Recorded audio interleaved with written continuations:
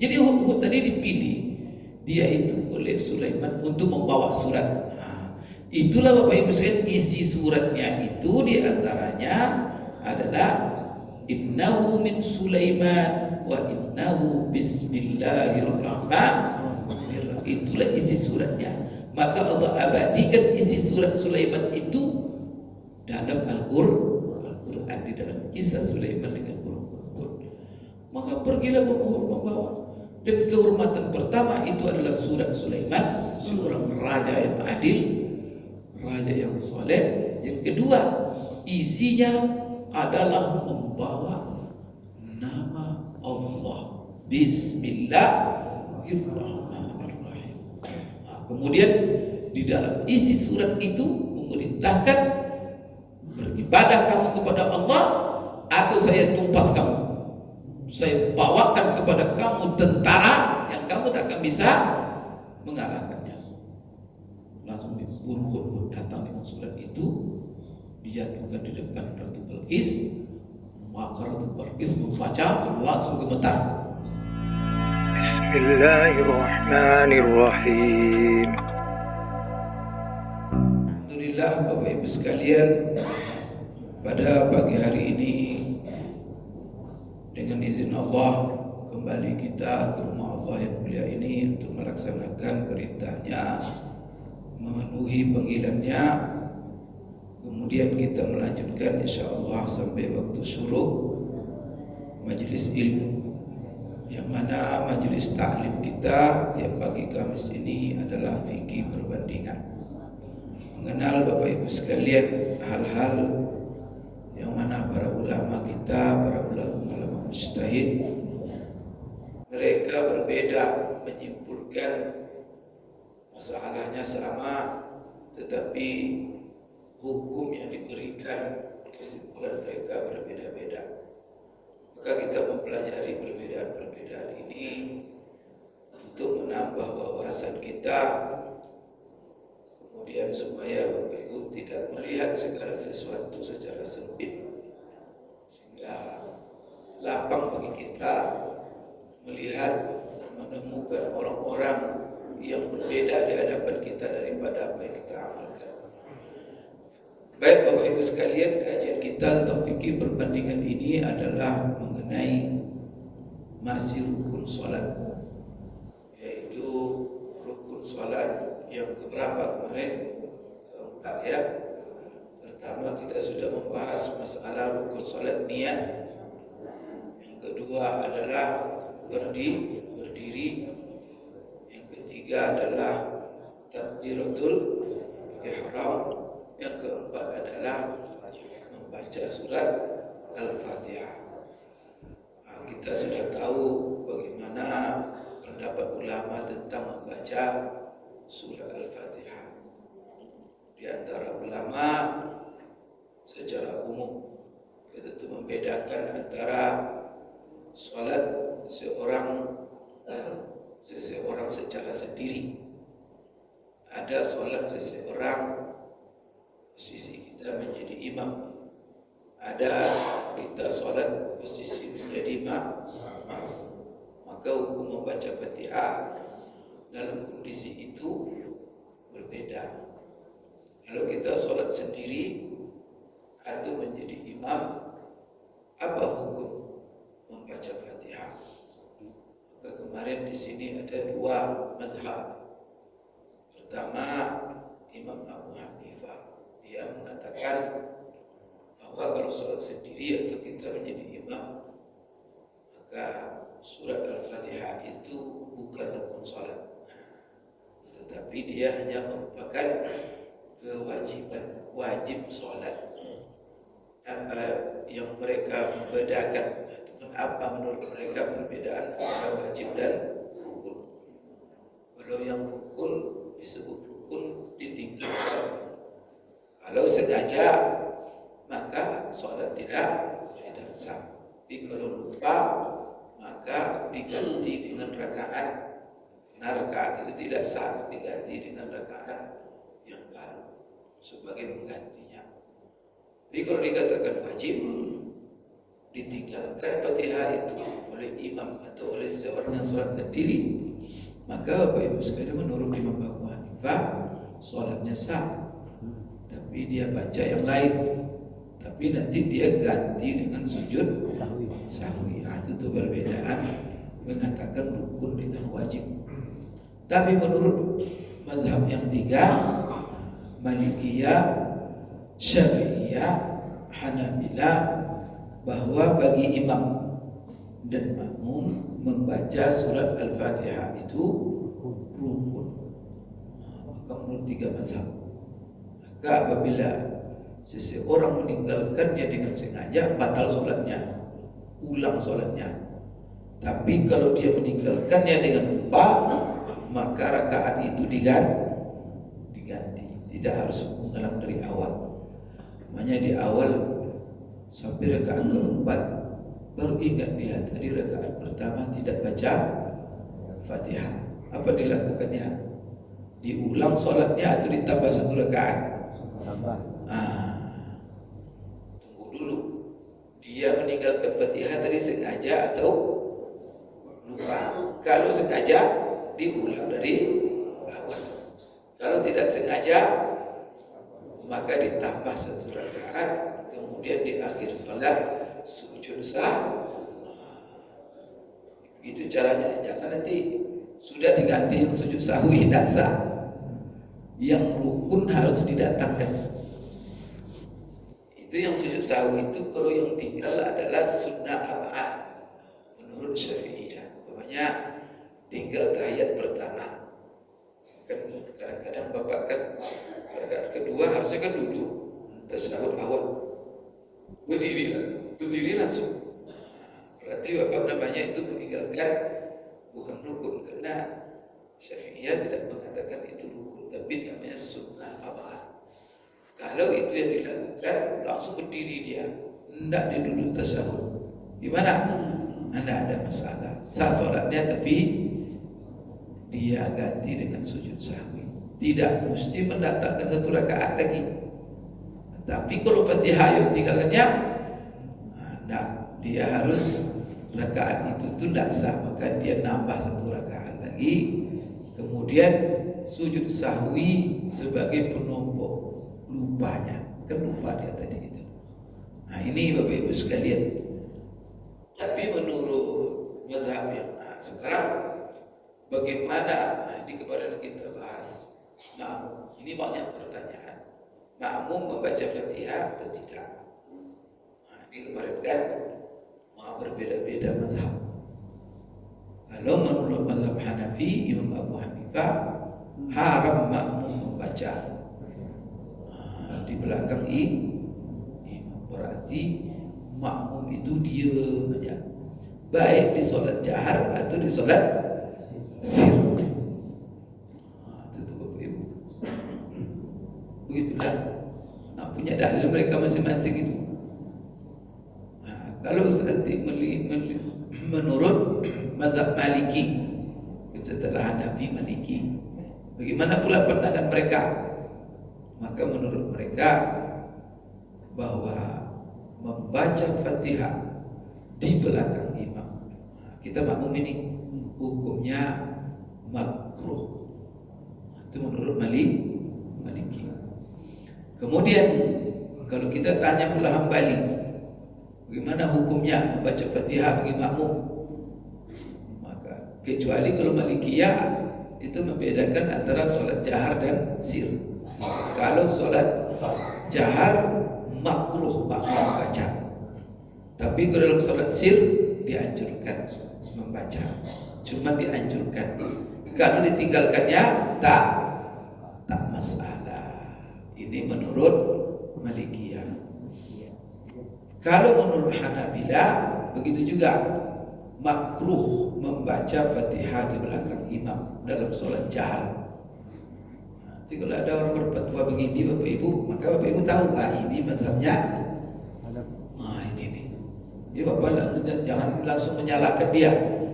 Ini Ustaz ini keliru ini. Atau kita menyalahkan yang punya kita.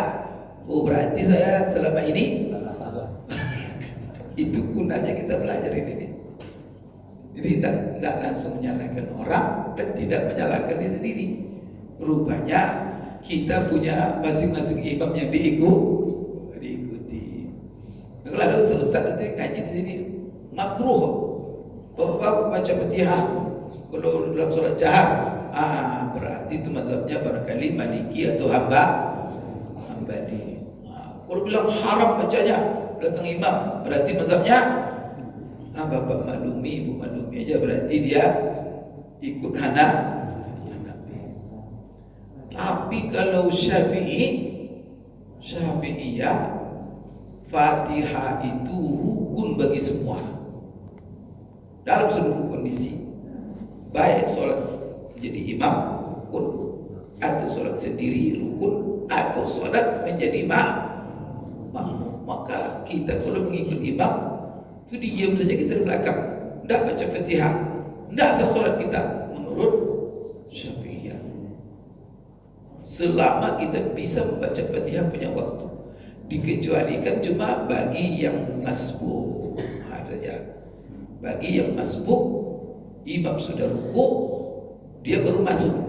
Kalau baca Fatihah nanti ketinggalan rukuk. Oleh karena itu ada hadis yang menjelaskan apabila imam rukuklah kamu. Barang siapa yang mendapatkan rukuk bersama imam, kata Rasulullah, maka dia mendapatkan satu rakaat. Berarti gimana? Maka bagi yang masbuk, kata Syafi'iyah, dia sudah membaca Fatihah sebisanya. Kalau tidak ada waktu lagi imam sudah boleh rukuk, ya langsung rukuk saja.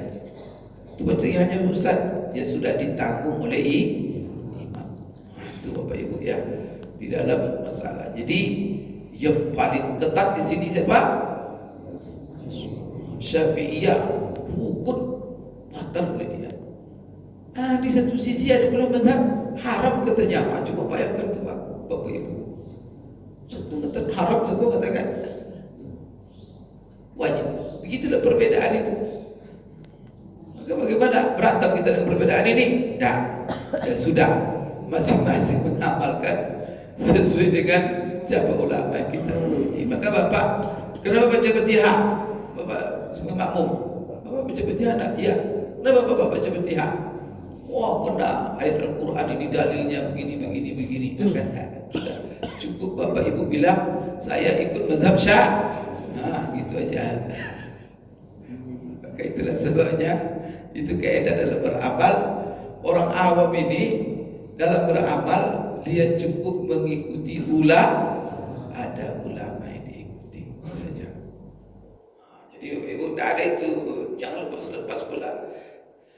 Kita mengikuti ulama itu sebenarnya mengikuti dalil. Mengikuti ulama itu bukan orangnya sebenarnya Bapak Ibu, tetapi kita mengikuti dalil dan cara beliau ulama itu dalam berdalil. Itu sebenarnya bukan ikut orangnya, tapi ikut dalil. Cuman mereka ini karena berbeda dalam metode. Saya ikut kesimpulan ini. Dan itu semuanya juga kesimpulan seluruh ulama itu didasarkan dari kajian, pembahasan, studi yang sangat mendalam dan luas terhadap dalil. Maka kalau kita ikut ulama-ulama mujtahid itu artinya kita ikut dalil. Maka itu namanya kita semuanya sunnah. Maka ikut Syafi'iyah sunnah, ikut Hanafi sunnah, ikut Maliki sunnah, ikut Hambali sunnah. Karena semua mereka itu sepakat, ulama mengatakan semua mereka yang empat itu adalah ulama sunnah. Jadi keluar itu. Bapak Ibu sekalian, ada masalah yang kita lagi bahas dalam masalah Fatihah ini yang sering dibahas, yaitu masalah membaca bismillah. Bagaimana? Karena Bapak Ibu di sini dijahar bismillah. Pergi Bapak Ibu nanti di sebagian masjid, umpamanya tidak kedengaran, langsung alhamdulillah. Pergi ke Mekah, tidak ada pula bismillah. Pergi ke Turki dan juga ada sekarang. Bagaimana sebenarnya masalah bismillah ini? Kalau kita kan amalkan aja selama ini kan. Nah, kalau yang kita amalkan di sini Bismillah dijahar bersama Al-Fatihah. Tapi ada yang tidak menjahar, dia baca. Jadi ada 3 itu. Ada yang membaca dijaharkan bersama Al-Fatihah, disirkan. Jadi kalau Fatihah disirkan pula Bismillahnya. Kalau jahar Fatihahnya, jahar pula Bismillahnya. Kedua, bahwa jahar ataupun sir Fatihahnya, Bismillahnya tetap sir, dibaca, tapi sir, baik jahar atau sir. Yang ketiga, tak dibaca sama sekali. Nah, ini perbedaannya Pak. Jadi ada yang tak baca sama sekali, ada yang baca tapi sir. Kemudian ada yang mengatakan dibaca dalam jahar dan disirkan dalam sholat sir. Nah, sekarang pembahasan tentang Bismillah. Bismillah ini Bapak Ibu dalam bahasa Arab diringkas Bismillahirrahmanirrahim. Nah, itu diringkas oleh orang Arab itu kalau ada kalimat-kalimat yang satu menyatu, itu biasa diringkas menjadi basmalah. Nah, ayo baca sama-sama basmalah katanya, berarti Bismillahirrahmanirrahim. Maka ada lagi ayat baca hauqalah katanya. Nah, kalau hauqalah itu apa? La haula wala quwwata illa billah. Hamdalah katanya, berarti alhamdulillahi rabbil alamin. Begitulah seterusnya. Maka basmalah ini itu membaca bismillah. Sekarang Bapak Ibu sekalian, pertama sekali masalah bismillah ini, apakah dia bagian daripada ayat Al-Quran atau tidak bagian daripada Al-Quran? Di sini Bapak Ibu sekalian, pertama bahwa ulama sepakat mengatakan bahwa Bismillahirrahmanirrahim, yang sepakat itu ijma' semua mengatakan bahwa Bismillahirrahmanirrahim ini merupakan bagian daripada ayat yang terdapat dalam surah Al-An'am dalam firman Allah, innahu min Sulaimana wa innahu bismillahirrahmanirrahim. Nah, jadi ada di dalam tengah-tengah surah An-Naml ayat Bapak Ibu sekalian, yaitu ayat 30 surah An-Naml. Apa bunyinya? Innahu min Sulaimana wa innahu bismillahirrahmanirrahim. Ini artinya sesungguhnya surat ini dari Sulaiman, dan surat ini dimulai dengan membaca dengan nama Allah yang Maha Pengasih. Ini Sulaiman, ini kisah Sulaiman menulis surat ke Ratu Balqis, memaksa dan menyuruh dia untuk beriman kepada Allah. Maka Allah bercerita, berkisahkan sebelumnya tentang Bapak Ibu sekalian, yaitu terutama kisah Sulaiman mengumpulkan para tentaranya, suruh kumpul semua.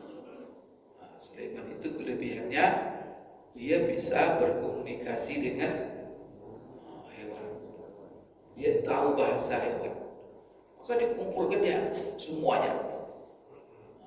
Dan dalam cerita itu banyak pelajaran. Setelah kumpulkan semuanya, di absennya satu-satu.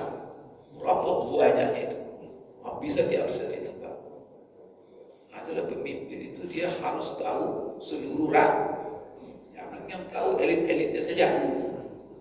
Yang miskin-miskin pura-pura tak tahu. Maka dia tahu. Setelah di absennya ada burung, seekor burung namanya hurhud.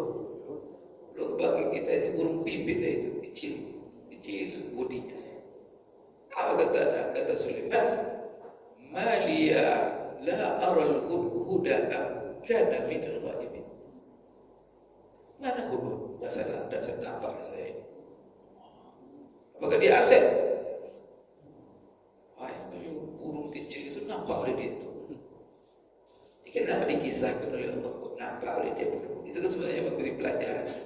Karena Sulaiman seorang penguasa, dia seorang pemimpin yang mengayomi rakyatnya. Maka dia harus tahu kondisi rakyatnya. Maka apa? Kemudian apa dia bilang? Absen dia ini, berarti dia tidak disiplin. Maka apa kata Sulaiman? Kalau dia datang lakuqati'annahu, saya potong-potong dia nanti. Ini harus tentara dia yang tidak disiplin itu berhak untuk mendapat sanksi. Maka apa kata Sulaiman? Nanti kalau datang, hadirkan di depan saya. Kalau seandainya dia tidak punya alasan, sanksinya akan saya potong-potong. Dan kecil itu potong lagi. Ini kan ketegasan pemimpin dalam memberikan sanksi ketidakdisiplinan. Kemudian atau dia memberikan alasan kepada saya yang bisa diterima. Maka begitu juga. Jangan nanti tidak salah langsung. Maka dia apa dulu? Di BAP dulu. Apa masalahnya? Itu kan kebijaksanaan. Itu kan sebenarnya Allah mengajarkan cara memimpin lewat kisah Sulaiman. Pada dicontohkan yang paling kecil, ini menunjukkan bahwa apa? Seorang penguasa itu sampai yang paling kecil rakyatnya pun dia harus perhati dan harus tahu. Itu resiko menjadi pemimpin. Kemudian Bapak Ibu sekalian, kedisiplinan harus ditegakkan. Artinya apa? Sebuah kekuasaan harus memiliki aturan. Dan aturan itu untuk apa? Untuk ditaati. Dan setiap aturan supaya bisa ditaati harus dibarengi bagi pelanggar-pelanggarnya dengan sanksi. Cuma ada pengecualian kalau dia membawa alasan yang bisa diterima. Nah, sekarang baru selesai Sulaiman mengatakan seperti itu, datanglah burung pimpin ini, burung hut ini. Lalu dia langsung menghadap ke depan Sulaiman. Lalu Sulaiman tanya, kamu kenapa terlambat? Maka dia bilang, saya terlambat Tuan karena saya datang dari sebuah negeri yang agak jauh dan saya membawa sebuah informasi. Informasi ini bagimu adalah sangat dahsyat. Nabain azim. Apa informasi itu? Maka diceritakanlah oleh Hud kepada Sulaiman. Saya baru saja datang dari negeri Yaman. Di sana ada seorang perempuan namanya Balqis. Kemudian dia adalah seorang ratu di tengah-tengah rakyatnya, dan dia menyuruh dan memerintahkan dan mengajak rakyatnya bersama-sama sujud menyembah matahari, tidak sujud kepada Allah. Kaget Sulaiman. Dia kan, maka Sulaiman kaget ketika itu. Berarti apa? Secanggih apapun perangkat-perangkat yang dimiliki oleh Sulaiman, bahkan angin menjadi tentaranya, jin-jin menjadi tentaranya. Kalau dia mau kemana-mana secepat kilat. Dan apa? Karena semuanya tunduk kepadanya, ditundukkan oleh Allah kepadanya menjadi bala tentaranya. Tapi bagaimana pencanggih perangkatnya, dia juga tidak tahu rupanya ada ratu yang menyembah matahari di muka bumi ketika itu, padahal dia raja yang paling berkuasa. Kaget dia. Maka apa? Langsung pertama burung hut dimaafkan karena dia membawa impor. Itulah mahalnya informasi. Maka informasi itu namanya perusahaan data. Terus Bapak Ibu, siapa di dunia ini menguasai data? Dia yang menguasai dunia. Kita ini kadang tidak peduli dengan informasi. Maka informasi itu mahal, ilmu pengetahuan itu mahal, apalagi informasi penting. Maka kita untuk supaya tahu informasi, maka rajin membaca, jangan pemalas. Karena orang yang tidak tahu informasi maka tenggelam dalam informasi. Karena kita tidak tahu informasi.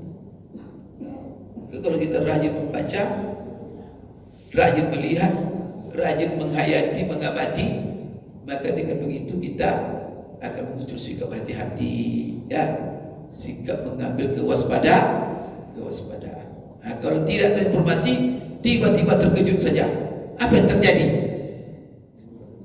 Itu kadang-kadang pingsan Pak, kadang-kadang dia apa? Nah, karena tidak tahu informasi. Makanya ada informasi undang-undang ini sudah berubah, sudah ada omnibus law. Nah, besok rumah bapak diambil, yang kaget, karena semuanya sudah, astagfirullah, statusnya sudah milik negara katanya. Nanti semuanya kapan-kapan diambil. Tidak ada informasi undang-undang kesehatan. Perlu Bapak Ibu membaca supaya jangan kaget. Nah, kemudian Bapak Ibu sekalian, karena dia memiliki informasi yang dahsyat, coba, maka dia dimuliakan. Maka informasi ini termasuk ilmu. Berarti apa? Burung yang sekecil itu memiliki informasi yang tidak dimiliki oleh yang gede-gede, yang besar-besar. Maka dengan informasi, ilmu, pengetahuan yang dia miliki, burung burung yang paling kecil tadi, maka Sulaiman mengangkat derajat dia. Nah, ini juga menunjukkan standar mengangkat seseorang itu adalah ilmu.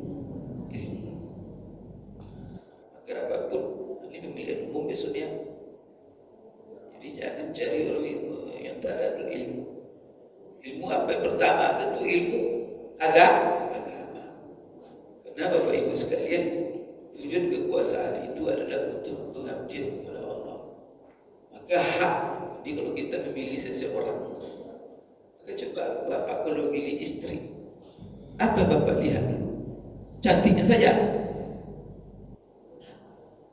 Yang Bapak lihat pertama, kesolehannya. Maka dia perlu wanita solehah. Apa maksudnya? Kenapa Bapak milih untuk istri kita bukan hanya cantiknya? Karena istri itu sebenarnya pendamping hidup. Tapi yang perlu dimuraat pertama dalam milih istri adalah hak Allah. Apa itu hak Allah? Beribadah dia kalau enggak, beriman dan kalau enggak. Nah, terbukti dan beriman. Bapak jadikan istri. Akan jadi itu. Nah, itu istri. Ibu-ibu juga, bapak kalau milih suami untuk anak-anak. Apa agamamu? Disebutnya agama tidak Islam. Dapat nikah kan? Kan berarti bukan masalah dunia pertama. Hak Allah itu. Sholat kamu enggak. Ibu-ibu juga, kalau seandainya suami sudah tidak membayar hak Allah. Tadi malam datang seorang ibu kepada saya, nangis-nangis, gimana cara Ustaz? Suami saya tak sholat sama sekali. Disuruh sholat, dia diajak bertengkar terus. Itu kalau dimakan mazhab Hambali, kalau suami tak sholat, ya sudah jangan berhubungan lagi dengan dia. Karena kalau dia tidak sholat, dia sudah murtad. Jangan dekat lagi dia. Itu mazhab Hambali. Karena menurut mazhab Hambali, siapa yang sengaja meninggalkan sholat langsung murtad. Berarti dia tidak muslim lagi. Sangat berhubungan dengan dia, tak lagi. Menurut mazhab Hambali, kalau menurut mazhab Syafi'i, kalau dia meninggalkan sholat bukan karena mengingkari sholat, tapi karena malas, karena pengaruh kawan-kawan, karena lagi mabuk aja, nah, tetap dia muslim. Nah, tapi dia seorang yang fasik. Nah, maka dalam mazhab Syafi'i, ya, ibu itu bisa bersabar dan bisa memilih jalan lain, bukan cerai. Kalau sudah diapakan, dikasih tahu, dicari orang dan juga sholat, jangan pertahankan lagi, pergi ke pengadilan, buang itu orang. Untuk apa? ada di samping kita orang yang tak sholat. Maka begitu juga anak-anak kita, apa yang perlu kita perhatikan sama dia? Agamanya dulu. Itu penting Bapak Ibu. Maka Bapak Ibu juga nanti milih siapa calon presiden, lihat hubungannya dengan Allah. Itu pertama. Bukan karena dia ganteng. Itu penting. Begitu juga memilih wakil-wakil rakyat, wakil Bapak Ibu. Agama pertama, haqqullah. Itu pertama. Kenapa? Karena kita selalu mengatakan inna sholati wa nusuki wa mahyaya wa mamati lillah. Hidup matiku untuk Allah. Berarti apa? Segala hal yang kita buat dalam hidup ini harus perhatikan pertama hak Allah. Apapun. Itu Bapak Ibu ya. Tidak bisa orang mendikte kita itu. Itu Bapak Ibu sekali final keyakinan akidah dalam agama kita. Semuanya gitu. Karena itulah makna la ilaha illallah. Tak ada mutlak kecuali kepada Allah. Iyyaka na'budu wa iyyaka nasta'in. Bapak Ibu sekalian, itulah sebabnya Sulaiman ketika burung tadi memberikan informasi, ada orang yang tidak beribadah kepada Allah malah menyembah matahari langsung. Coba apa yang dia lakukan? Karena dia berkuasa waktu itu. Itulah penguasa itu perlu orang beriman. Maka yang ditegakkan yang pertama itu iman. Nah, kalau Bapak Ibu pilih yang tidak beriman, iman ditegakkan dulu. Agama diperhatikan ya. Mungkin dia cuma bicara makan siang. Bapak Ibu kan udah makan siang kan? Itu tak apa juga dikasih makan siang. Memang udah makan siang ya. Masalah negara ini bukan masalah makan siang. Banyak masalah negara ini. Terus lucu-lucu. Itulah dunia itu sendiwa. Orang makan siang semua, udah programnya makan siang. Bingung juga tidak, tapi tidak apa-apa. Kan gratis lumayan juga lah. Allahu Akbar. Jadi tidak tahu apa yang harus prioritas dalam kehidupan ini. Padahal Pancasila itu ketuhanan yang maha. Kan itu pertama Pak. Itu dibenahi. Bagaimana meningkatkan keimanan ketakwaan ini? Maka kalau itu ke dasar, kenapa dasar itu jadi negara? Karena kita ini adalah bangsa yang beragama. Maka pembenahan pertama itu iman dan takwa dulu. Iman dan takwa itu harus, bukan makan siang dulu. Makan siang pun tidak perlu diprogramkan. Orang apa tidak makan program, makan juga makan siang. Kan makan siang juga orang kok. Jadi ada hal-hal itu. Dan astagfirullahaladzim. Pusing juga saya. Sudah jelas. Bapak Ibu sekalian, jadi itu yang pertama, hak Allah. Maka Sulaiman ketika itu mengangkat derajat Hud setinggi-tingginya. Apa derajat yang di Bapak Ibu coba lihat lagi. Ini semuanya hubungan dengan Allah. Pertama, sang raja tersintak karena hak Allah. Allah tak disembah. Saya berkuasa. No. Sekarang hai Hud, bawa surat saya ini kepada dia. Yang pertama burung Hud yang mendapat kehormatan membawa surat itu. Padahal ini burung kecil, terbangnya lambat sekali. Tapi dia mendapat kehormatan. Masalahnya dia yang punya ilmu. Maka orang punya ilmu itu diberi kehormatan. Maka dalam Quran tak sama orang berilmu dengan yang tidak berilmu. Maka kita standar meninggikan orang itu ilmu. Maka negara yang apabila ilmu itu diangkat dan tinggi, maka negara itu mesti maju. Tapi kalau ilmu disepelekan, orang-orang alim direndahkan, maka di situ coba di bangsa itu hidupnya kacau balau. Bagaimana Jepang kita lihat menghormati yang paling terhormat. Nah, kalau kita ini yang paling terhormat di sini orang kaya, orang pejabat atau orang ilmuwan. Pejabat, ada kacau balau kita. Maka semua orang berlomba-lomba mencari jabatan, bahkan menghalalkan segala dengan menyogok, menipu, manipulasi. Salahnya apa? Bapak Ibu yang salah. Kenapa kasih kehormatan mereka? Seharusnya pejabat itu jangan dihormati. Datang-datanglah, datang. Tidak peduli kan? Maka kalau tidak punya kedudukan sosial dia di depan kita, maka mereka tidak cari. Jadi Pak ya, saya tanya beberapa orang calon-calon bupati itu, Pak sebenarnya untuk apa juga Bapak jadi calon-calon dia lagi? Duitnya banyak. Kan jadi caleg itu Bapak mau bupati oleh kota, kan tidak tidur itu Pak kampanye sampai jam 2 malam, jam 3 malam. Tiba di rumah jam 2 malam sudah antri pula orang dengan proposal. Stres Pak. Ini Ustaz Mahmud tanya. Jadi pejabat kegawat.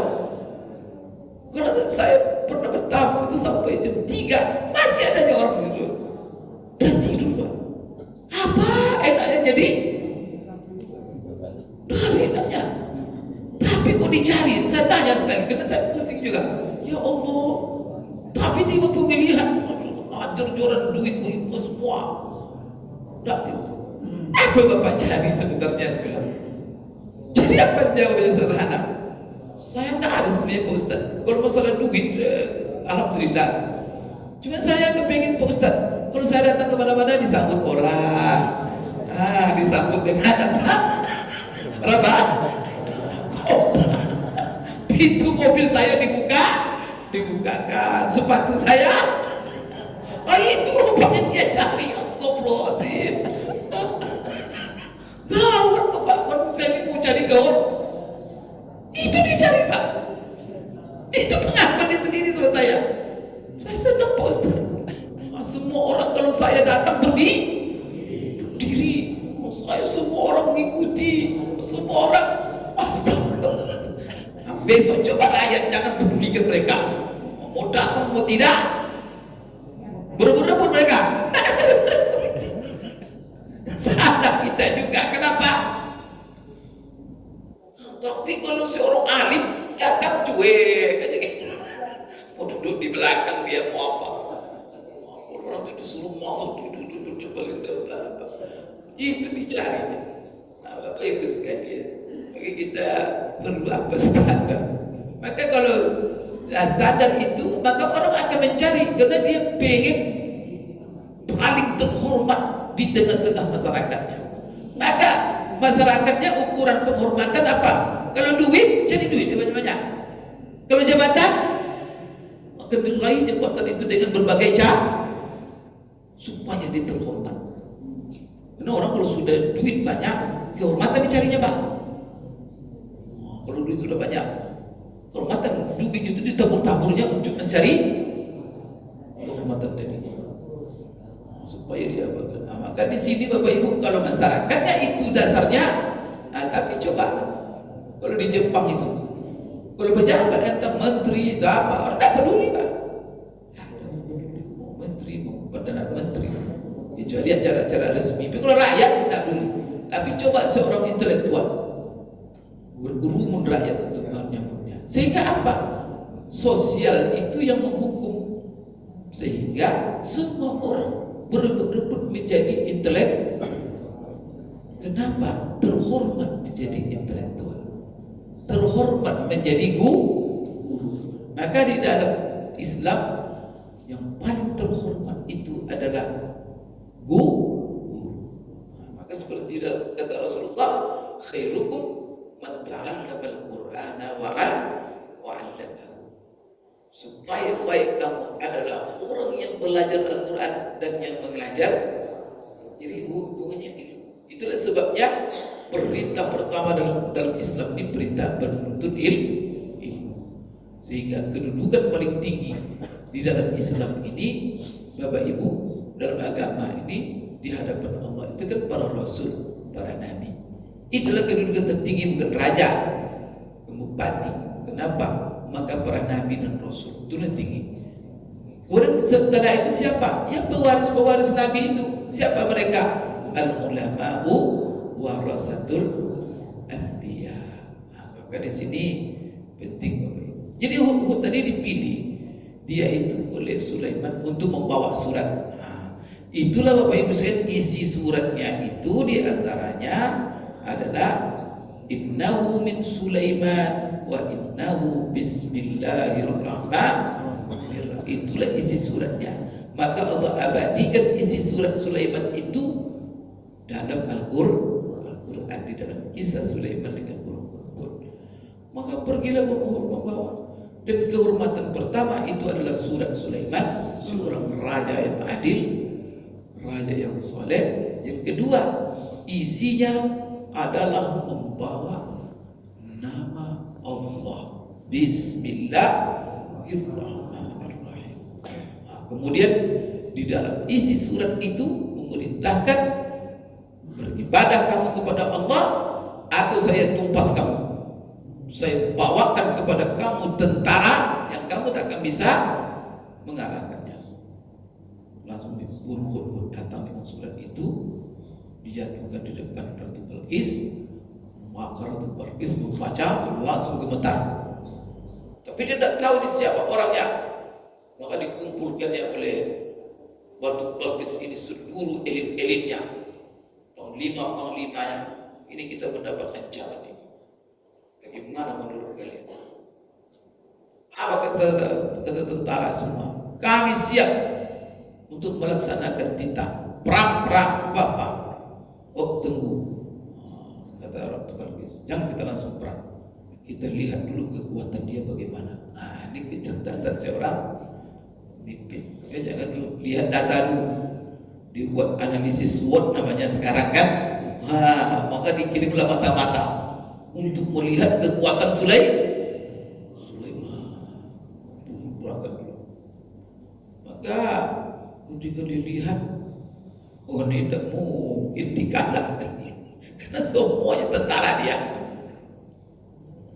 Akhirnya Ratu Balqis sekalian, di situlah sebenarnya ada sayembara. Apa sayembara? Di antara sayembaranya, karena disuruh datang oleh Sulaiman, tunduk datang ke sini itu perang. Maka Ratu Balqis akhirnya ketika dia mengirim mata-matanya, diberikan laporan kekuatan Sulaiman luar biasa, dan mungkin kita akan hadapi. Tapi kalau Ratu memaksa, ya kami Tapi Ratu Balqis pintar ini, habis tentara saya semuanya nanti ini. Maka dia pilih apa? Dia pilih cara kedua. Maka dia menghadap ke Sulaiman dengan membawa uang sogok, menyogok Sulaiman. Sogok itu dari dulu lagi.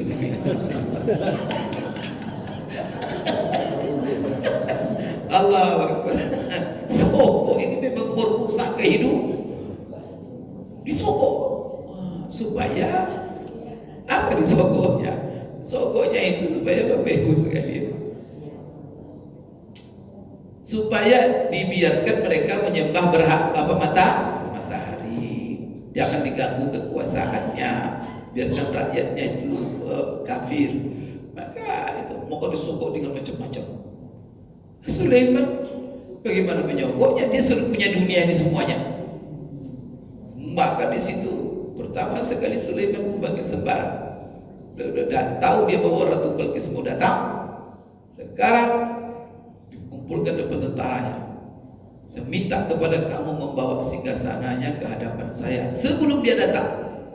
Sebelum sampai dia di sini, bawa singgasananya ke sini. Siapa yang masih sanggup? Qala ifritun minal jinni.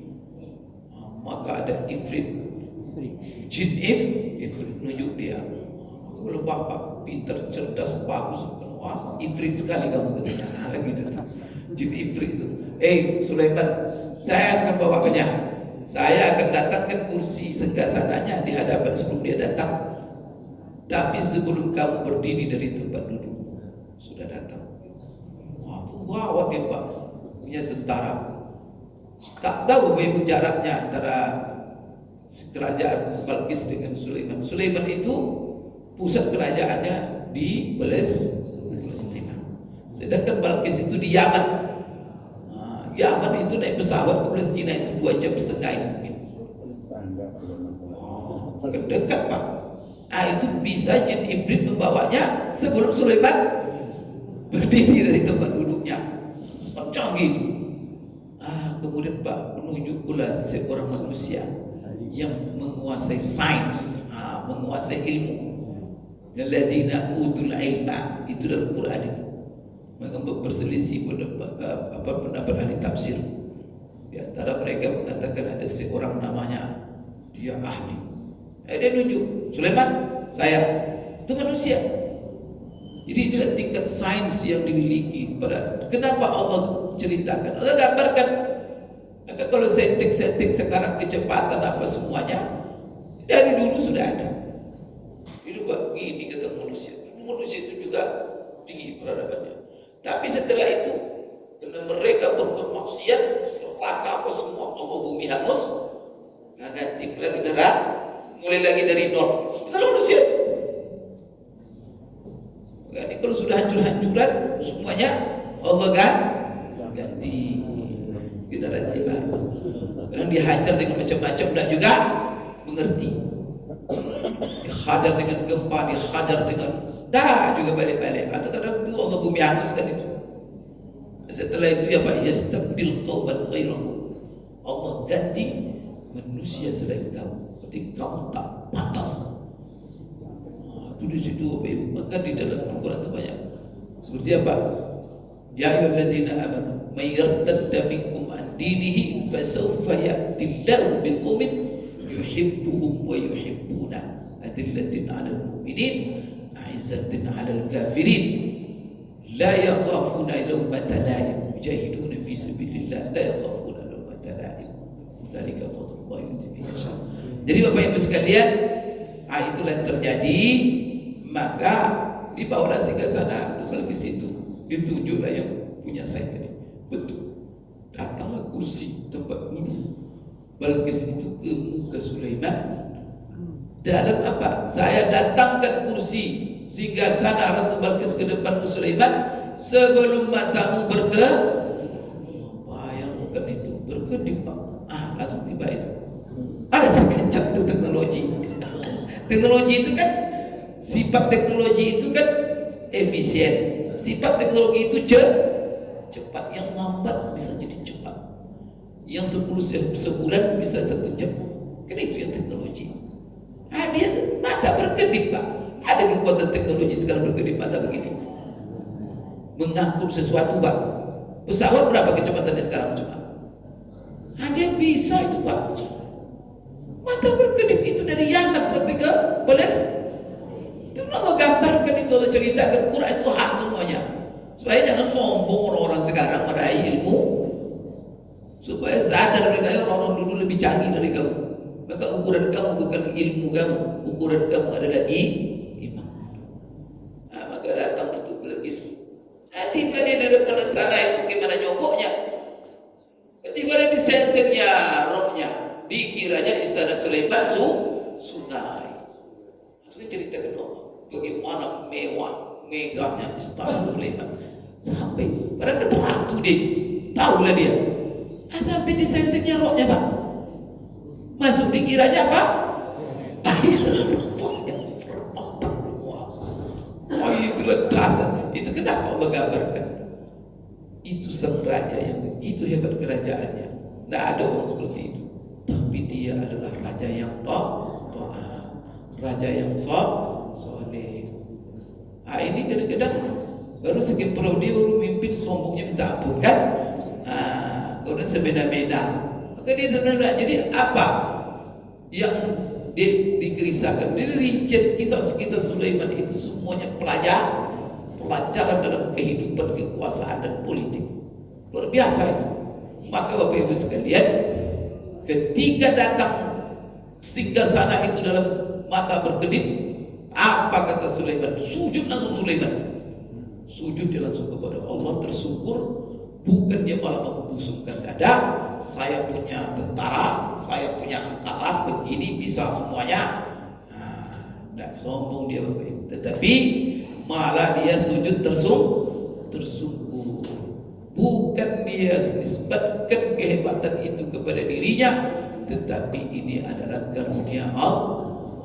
Maka dia sujud tersungkur, lalu dia mengatakan, hadza min fadli rabbi liyabluwani aashkuru am akfur. Ini semuanya adalah semata-mata karunia Tuhanku. Tuhanku dengan nikmatnya ini mengujiku, apakah aku sombong atau aku malah bersyukur. Itu pelajaran semua. Hanya maka intinya di sini bahwa Bismillahirrahmanirrahim itu merupakan Bapak Ibu sekalian salah satu ayat di dalam Al-Quran, dalam surah An-Naml ayat 30. Nah, sekarang Bapak Ibu sekalian, apakah dia merupakan ayat daripada surah Al-Fatihah? Dan di dalam setiap surat, kan setiap surat diawali dengan Bismillah. Maka di sini apakah dia ayat surat Fatihah dan setiap surat? Maka umumnya Al-Fatihah surat ayat juga, di dalam Alif Lam Mim ayat juga, di dalam An-Nisa ayat juga. Karena semua mushaf itu, jadi mushaf yang tertulis itu tidak ditulis dalam mushaf itu kecuali ayat Al-Quran. Nah, sekarang Bismillah ada semuanya. Jadi Bismillah itu pakai ayat. Maka di sini terjadi perbedaan pendapat ulama. Menurut Hanafi, menurut Hambali, bahwa mereka mengatakan, dan juga kebanyakan ulama, Bismillah bukanlah ayat daripada surat Al-Fatihah, dan juga tidak ayat dalam setiap surat.